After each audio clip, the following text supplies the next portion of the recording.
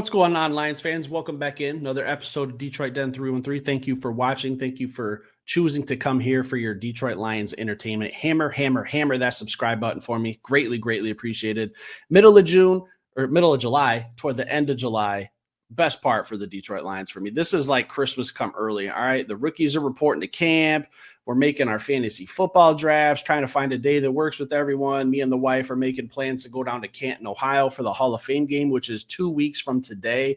I'm excited for that. It's crazy to me that 2 weeks from tonight, we're going to see the Detroit Lions playing football. Now, as much as I don't want the starters out there, it doesn't matter to me who's out there. As long as it's Detroit Lions football, I'm excited. I can't wait. This is the best part of the year for me. Summer's still here. We're still enjoying some baseball. We got some Detroit Lions news. But before we get into that, I wanted to do a dive before the vets report this weekend and talk about 3 players who I think are going into this training camp and this season, but initially training camp, going into the season with something to prove. All right. And I have a 4th guy who's an honorable mention, but this offseason's been it's been a bad taste in my mouth ever since that Washington Commanders game. I remember being there at the game with all my buddies and my wife, just thinking like, there's no way we're leaving the stadium right now. And that's the last Detroit Lions game. Why are we not playing next week against the Philadelphia Eagles for the NFC Championship game to go to the Super Bowl? It hurt, it stung, but it's water under the bridge. It's time to move on. Time to start looking at some guys who I think are due for a prove-it year. Not just, I'm not talking prove-it year like, oh, they have to have a monster season or I'm done with them. Just like, I think they're going into the season with a chip on their shoulder. I think they have a little something to prove. I think they're going to play a little edgy. I think they're going to play a little gritty. 3 guys, and this is in order. I did take a little bit of time to number this list. Number 3 to me, Jameson Williams. Again, not about his play on the field. The most electric playmaker for the Detroit Lions, arguably. The only person who can make a case for that title would be Jahmyr Gibbs. But J-Mo, man, I just want to see him have another full training camp, another full season without any negative publicity. All right, I think he's due for a big payday, contract season in a way. I'm looking for J-Mo. I mean, I think the Detroit Lions are kind of maybe possibly screwing themselves here because I think J-Mo's due for a big year, and I think that price tag is going to be astronomical after the season I think he's going to have. So hopefully we can figure something out to keep the band together, keep the core together. But when that core is getting bigger and bigger, it's going to be harder and harder to keep it together. But Jameson Williams is a must-have on this team for me. Got to find a way. This season is just I want him to just absolutely explode. And I think he started to do that last year, but he's just always had those little hiccups throughout the way, whether it's the gambling situation, the gun situation, the fireworks situation, which are all just a big nothing burger to me, by the way. If you've been watching the show, you know I defend Jameson Williams through and through. But I just want to see him go through training camp, through the season, and just not be talked about in the media or anything other than, oh man, Jameson Williams had a monster game today, 7 catches, 125 yards, 2 touchdowns. Like that's the kind of stuff I want to be talking about. So I think he's just grown up as a pro. I think he's finally understanding, this is what I have to do. This is my job. Don't worry about the other bullshit. Just focus on football. That's what I want to see from JMO.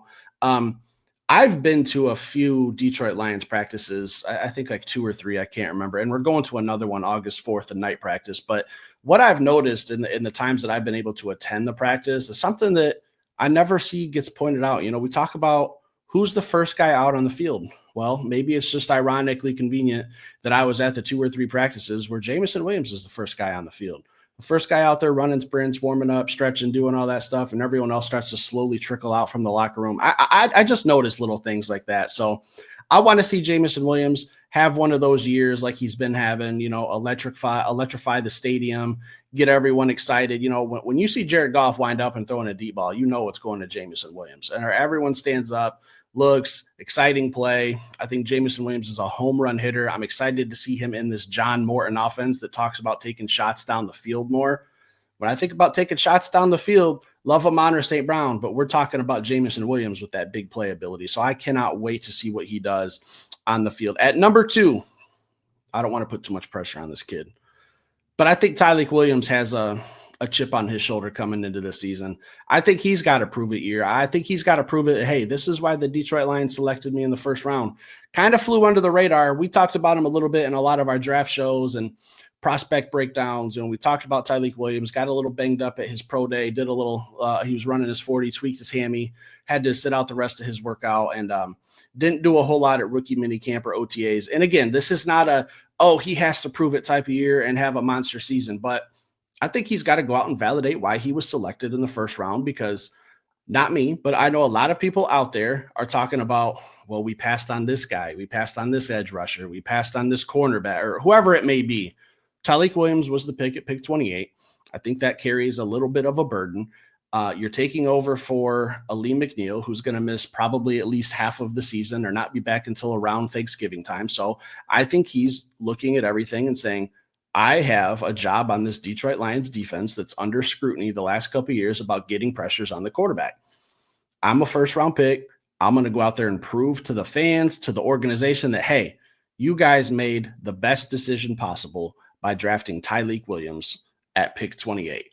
I love his game. I think he's solid against the run. I want to see him be able to pressure the quarterback a little bit, because I think if he's pressuring the quarterback, Aiden Hutchinson's going to have a field day. And we'll talk about him in a second here. But I love the pick of Tarik Williams. I know a lot of people were really, really just hammering the table for that edge rusher in round one. And we were throwing out a lot of different scenarios and combinations in our mock drafts. But I love the Tarik Williams pick. I think he's got a chip on his shoulder going into camp. I think he's going to validate the reason why the Detroit Lions selected him. And I can't wait to watch him play. I think this D-line could be one of the best in the NFL if my number one guy with a prove-it year going into the Detroit Lions, Marcus Davenport. This guy has been my X factor for the last 2 years. All right. We've been talking about that opposite edge rusher of Aiden Hutchinson for at least 2 seasons now. We got to get someone on the opposite end of Aiden Hutchinson. The value that we got him at, we're paying him like $20 a game or something crazy like that. Like, he's dirt cheap, but I know that his production can be through the roof. All right. We're buying low and we could be selling real high, because I think he's going to play well above his worth when the season starts. I think that the first 2 or 3 games that we had him before he got hurt, it was noticeable that he was a factor. This is a monster dude that's like 6'6", 270 or something crazy like that. Athletic freak. Taylor Decker talks about how this dude has one of the best bull rushes that he's ever seen. Taylor Decker's been in the NFL for a little bit, and he played high-level football at Ohio State. So when a premier tackle in the league says something like that, it catches my eyes. And I think he said that like a couple seasons ago, and it's just always stuck with me that I think Marcus Davenport, it's not about his ability to play football at all. If he plays a full 17 games, we're all going to have to come on here and apologize for even questioning Brad Holmes for not drafting a defensive end opposite of Aiden Hutchinson, because Marcus Davenport has the ability. He has the talent. He has the size. He has the technique. He checks every single box except for the health box. Is he dependable? Is he going to be able to play football games? Is he going to be able to get on the field and stay healthy from week 1 to week 17? That's the $1 million question when it comes to Marcus Davenport. We have never questioned his play. We've never said, oh, Marcus Davenport had a bad game or he was out of position. We've only said Marcus Davenport's not out there. All right. I mean, it's kind of a waste to have a guy, blah, blah, blah, whatever the narrative might be. But when he's healthy and he's available, he's a damn good football player. I love his game. Marcus, we just got to figure out a way to keep you healthy, man. I know it's the NFL.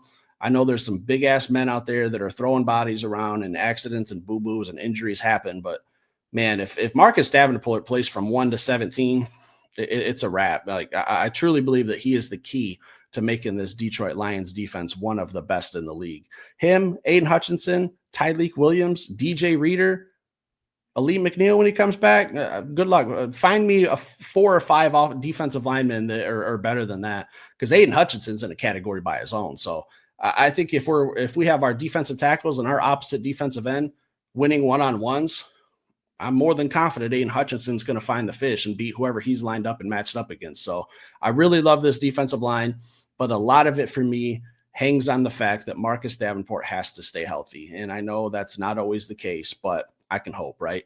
Honorable mention is Jared Goff. Talked in the beginning of the show about that bad taste that NFC Championship game that we didn't appear in was left in my mouth since January. It's July now, 6 months of just thinking what could have been, but it's time to move on. After I watched that Netflix series Quarterback, I think Jared Goff is in the same boat as me, and it means more to him. I understand that. But I think he's going into the season with something to prove too. I don't think he's content with how last season went. I don't think he's pushing the narrative of, oh, but we went 15-2. It was the best Detroit Lions season in history. Or, oh, we hosted a home playoff game. We were the number 1 seed. I don't think any of that shit matters to Jared Goff. I think he wants to bring a Super Bowl trophy, a Lombardi trophy to the Detroit Lions organization, to the city of Detroit, to the Detroit fans. I think that's what his goal is. I've said before, I'm not a Jared Goff lover. I'm not a Jared Goff hater. I'm right down the middle. He's my quarterback. I'm going to defend him through and through. Do I think he's the guy that can win us a Super Bowl? I've said over and over, yes. It's time to do it. You can't just sit there and say he's going to win us a Super Bowl. That's not going to make it. It's not going to turn it into reality. It has to actually happen. Make a lot of us right, Jared. I know a lot of us believe in you a lot, and then there's a whole other category of people who don't believe in you, and that's fine, whatever your opinion may be. But I do believe Jared Goff can lead the Detroit Lions to a Super Bowl victory, not an appearance. I don't want to just get to the dance. I want to win it. If we got to a Super Bowl and lost, and you never got back, I don't know. That I think that would just be absolutely crushing. That would haunt me for probably the rest of my life. So let's get to the dance. Let's win the Super Bowl. I think Jared Goff is going into the 2025 season with a chip on his shoulder and something to prove. So had to hop on here today, talk 3 guys, 3.5. Jared Goff didn't get the full respect that he deserves, but I just don't want to keep beating it up, man. I think he's locked in. I think he's ready for the season. Honorable mention. Let me know what you guys think. This is just kind of an opinion show. If you have 3 other guys, perfectly fine, man. There's a lot of dudes that are going into this camp that are talking about, they don't like the way that last season ended. Amon-Ra St. Brown's a very vocal leader. Alex Anzalone's been a very vocal leader. There's a lot of guys that are voicing how they weren't happy with how last season ended. So there's really no wrong answer. Leave your thoughts down in the comments. Stick around, hit that like button. I'll be back later with another show.